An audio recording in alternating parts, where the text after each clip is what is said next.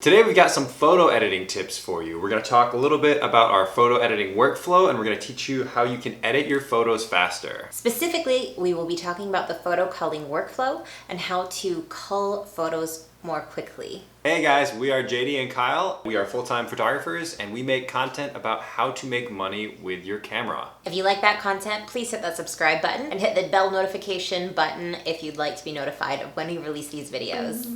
In today's video, we're going to be covering 3 topics to do with culling your photos. 1, we're going to touch on our methodology of how we approach culling. 2, we're going to touch on software, our preferred software to use. And then 3, we're going to talk about speed and how you can get faster and save time during this process. So this video is about how to cull your images faster. What exactly is culling, JD? Culling is the process of image selection. When you come home from a shoot and you have a bunch of images, you need to go through them, you're only going to pick out the ones to edit, like the best, whatever you want to keep from your session. That is what we mean when we say culling and culling your photos. This video is going to be a little bit more for event style photographers rather than commercial style photographers. This could also work really well if you primarily shoot portraiture or seniors or engagement sessions or weddings or anything where your main clientele are going to be normal, regular, everyday consumers and not so much another business. This could still be applicable if you are doing commercial work or if your main clients are businesses. Usually those types of clients might be a little bit pickier in the quality of the work that you're producing. You might have a slightly different process for that type of work. Yeah, you might have a little bit more refined of a process for that particular line of work. So when it comes to editing your photos faster, what does that have to do with making more money with your camera? If you can edit faster,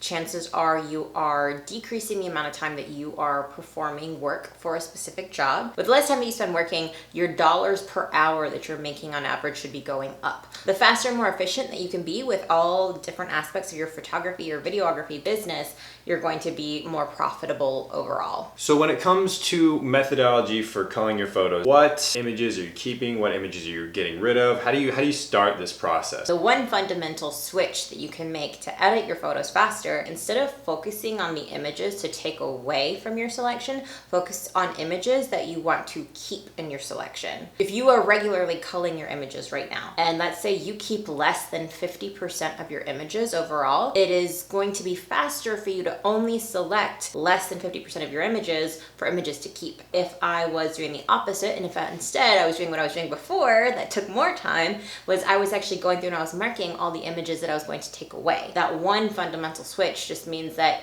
you are doing less work, it's more effective, it's faster. If you are removing more than 50% of your work, then this method should be a little bit faster when it comes to selecting images. Is there ever any instance when it comes to culling where you're gonna make multiple passes through? Like say you already went through once, you pulled out the good stuff. Are you gonna go through again and refine it again at any point? You can. We don't always do that. So usually our typical culling process is we're usually trying to just go through like one time, one single pass through. You're trying to limit the amount that you're doing on that one pass through. Instead of trying to make multiple selections for multiple uses, you want to go through as quickly as you can and just select images for one type of purpose. When it comes to your criteria for picking out photos, do you have specific things you're looking at, or how do you decide if a photo is good or not? On that very first pass through, you really want to be going with your gut instinct. And you're going to refine this over time and this will get better. If you're culling through your own work versus culling another photographer's work, it's going to be a little bit different as well. But overall, you really want to just be going with your gut instinct. Trust your gut and trust also that you will get better over time as well in making the correct types of selections of images. Okay, moving on to our second step. We're going to talk about software that we use. What have you found to be the best software to aid you in culling and why? We used to use Lightroom for everything. Adobe Lightroom, probably used it for more than 10 years, 11 years, 12 years.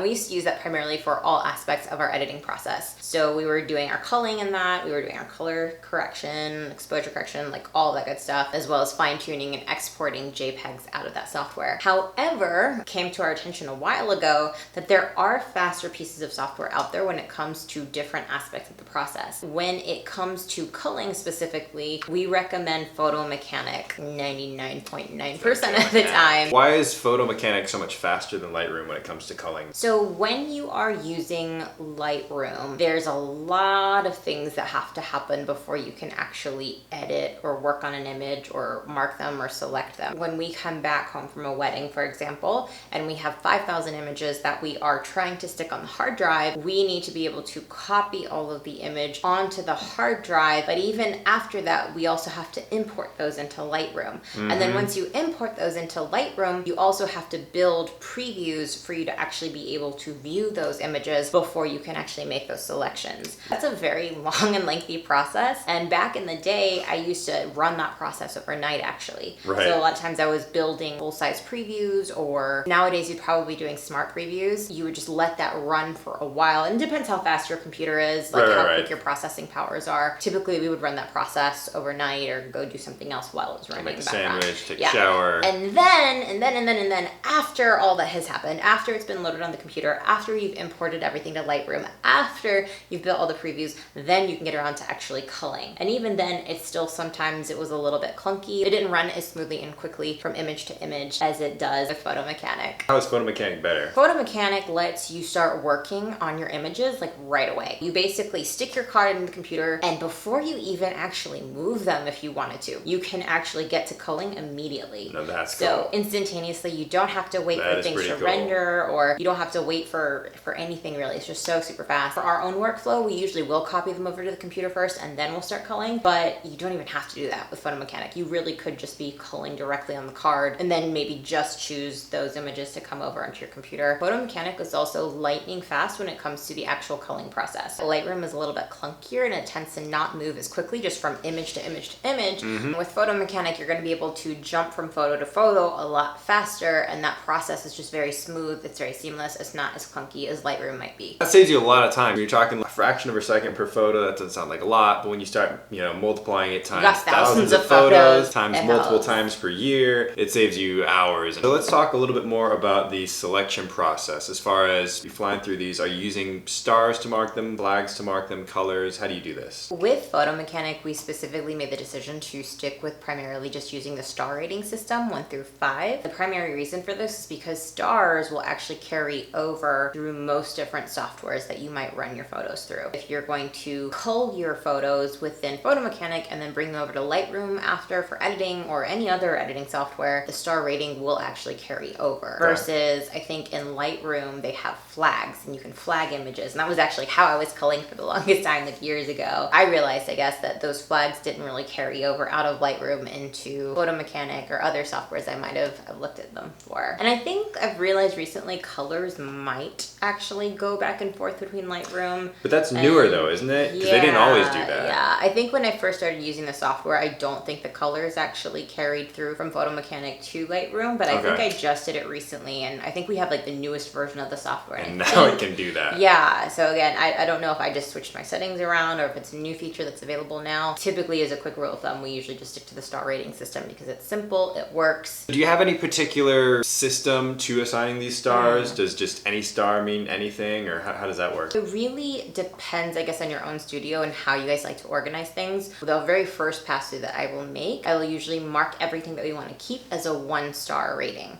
And so I'll just go through and just like flying through images and I'll click every now and then if I see something that I like, I'm like, okay, we want to keep this, we want to potentially deliver this to a client, mark that as a 1, move on, keep going, mark the move on, mark the move on, mark the move on. And then from there we will flag things as either 2, 3, 4, or 5 stars, just kind of based on how we choose to organize different highlighted images and like smaller collections of things that we might break down. Was that something you would do all in one pass through, or are you going to make multiple passes to determine those? Yeah, when it comes to making pass-throughs, we're only ever selecting for one thing at a time. You may have to make multiple pass-throughs if you're trying to do multiple collections of things, but that is going to be faster. I'm only trying to decide for one thing. It's either yes or no, it's this or that. Okay. You're not trying to say, oh, it could be A, it could be B, it could be C, it could be a 1-star, a 2-star, or a 3-star. That's like too many things that you're trying to rank at that point. So we just do 1 star or 0 stars, 1 or 0, 1 or 0, 1 or 0, and we just go down. And then if we are going to make a second pass through or a third pass through, we'll do that, but it's faster just to fly through when you only have one decision to make. Okay, so moving on to the third and the most exciting step, timing yourself, getting getting faster. How do you get faster at culling? You can't know how fast you are unless you actually time yourself. You actually write down your numbers, you write down your stats. When we were trying to assess everything this last year, and we were trying to figure out how we can be faster, how we can be more efficient in everything that we're doing, you have to know where you're currently at.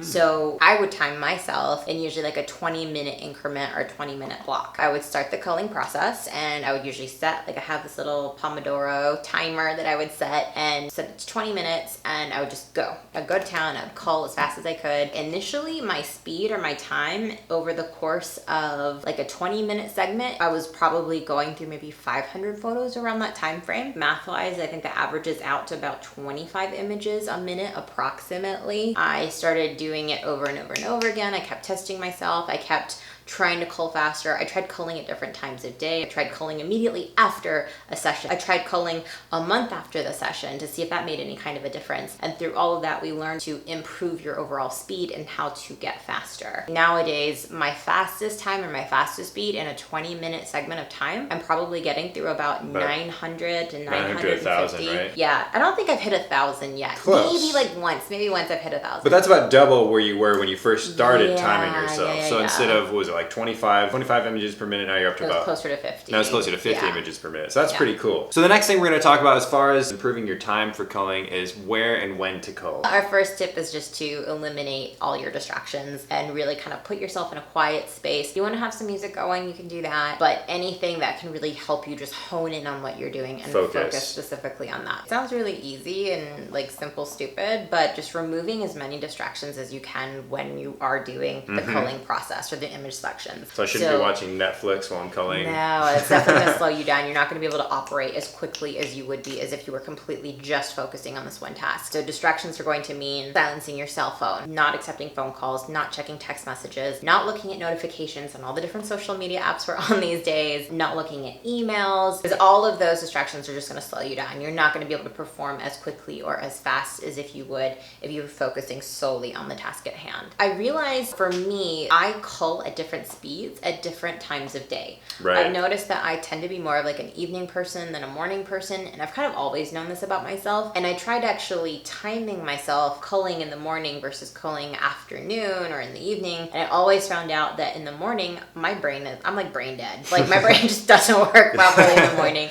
It's incredibly slow. I'm probably around like 500 images in a 20-minute segment, so roughly around 25 images per minute. So you're slowest when you're doing the morning. Yeah, versus if I wait till the afternoon or the evening, I usually happen to be a little bit faster. My very first go around, and I'm usually hitting like 700, 800 images in a 20-minute time span pretty easily. But in terms of your question of coffee and caffeine to hype you up, that's another thing I realized as well, is if I was drinking coffee prior to culling images, then I usually could fly through them a lot faster. So you want to be in the zone. You want to make sure you're not surrounded by any distractions. You want to make sure you're doing it at the time of day when you're most focused and awake and alert. So then as far as culling goes, after doing your shoot, how soon after do you typically cull? In my personal experience, I found that if I cull immediately after shooting these images and taking them, then I tend to be able to go a lot faster when I'm culling. You just took these pictures, so you actually remember what you were thinking what at you were the looking time. at. And... Yeah, and you remember like to the T, like, oh, I was working with this model in this particular pose, and I know that at the beginning of this particular segment, like it wasn't that great, but we really got into the groove like halfway through the segment. So you can toss out the earlier stuff and move on. And all of this stuff is fresh in your mind as you're going through these images. Right. So I tend to be faster at culling if I have the luxury of being able to do it immediately after a session. Doesn't always happen, and there are definitely some instances where we're not getting around to culling these images until a couple days after, a week after, sometimes a month after. In my personal experience, it's definitely been faster to be able to go through images if you can hit them up immediately after your session. So when you sit down to cull your images, how long do you sit down for? Are you sitting down for like a whole day to bust out all the images, or you do this in short bursts? What works best? Typically, I'm only ever trying to do like 1 or 2 or 3 sessions at a time. And when I say a session, for me, that's usually about 20 minutes is usually the length of time. 20-minute culling session. Yeah, that I sit down at a computer, I chain myself to the desk, I don't go to the bathroom, I'm blocking out all distractions,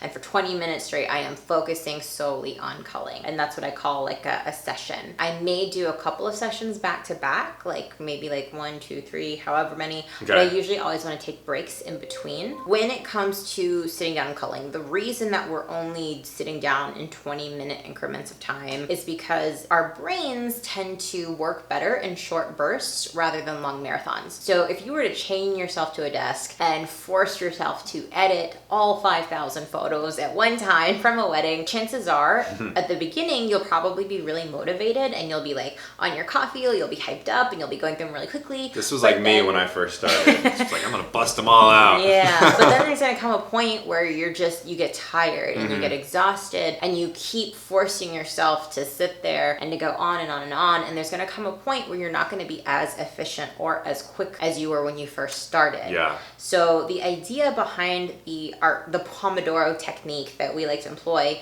is that you're sitting down for short bursts of time. We will usually do like a 20-minute session at a time, and we'll take like a 5 to 10-minute break in between those sessions. Yeah. In a single day, I usually like to try to do like a 20-minute session a day every single day, but sometimes if we have like a time crunch with delivering images to a client, we may do back-to-back editing sessions. When we do that, we always want to make sure that we are taking our breaks, that we are allowing ourselves a chance to reset in between those breaks, so that when you come back for the next 20-minute session, you can fly through as quickly as you can, and you're just as motivated, just as invigorated to sit there. Focused on what you need to be focused on. As far as editing like back to back to back, the most number of sessions I think I've ever done back to back since I've been actually timing myself and writing down our numbers, I think that I've only ever done like 3 sessions back to back. And one weird thing that I've noticed specifically about myself is that I actually get faster and faster every single session I sit down to do. The first session at the start of the day is usually my slowest time. If I try to start culling in the morning, again, usually I'm like 500 images in a 20-minute time period. If I start in the afternoon or the evening, I'm usually around like 700 images. But let's say I sit down for 20 minutes, I edit, I bang them out really quickly. Let's say the first set, I got through 700 images in 20 minutes.